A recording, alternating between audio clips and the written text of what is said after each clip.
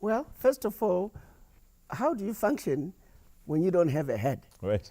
And AU as the supposed head is a useless entity. It's dead. There is no leadership there. The African Union Commission is totally useless. And so until we have a head to really lead these institutions, there's no blood coming out of the head. Right. There's no leadership. So the lack of leadership at the AU paralyzes the other organs. It goes back to 1963. Sure.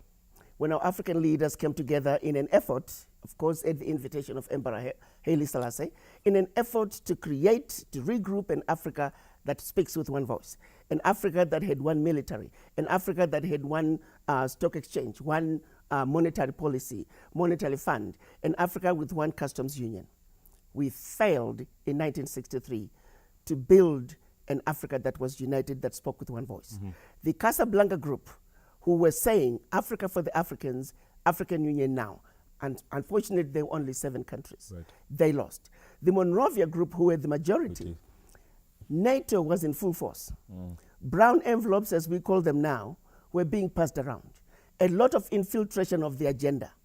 Consequently, what should have been an outcome that would have given Africa, that would have put Africa on a different trajectory, was destroyed. Right. Thanks to NATO and their job. They're good. They're so good at divide and conquer. They were in full force in 1963. Right. They followed with all efforts of the leaders that came up, the African leaders who were Pan-African, who tried to pull back from colonization. They assassinated them. We had citizens in the United States, if you look at the Black Panther coming out of the Caribbean, the likes of Marcus Garvey.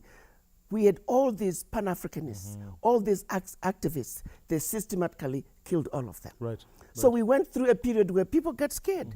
They backed off. They were afraid to speak the truth. Right. NATO has been in full force. Right. The infiltration of the African and all people of African descent by certain powers that want to see to it that Africa is forever the provider of natural resources, provider now of cheap labor. They are still in full force. Let's go back to the African Union. Let's look at when the current chair was appointed.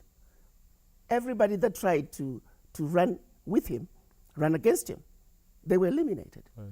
Can you tell me the entire continent could not find somebody to run against Musa Faki Mahamat? Right.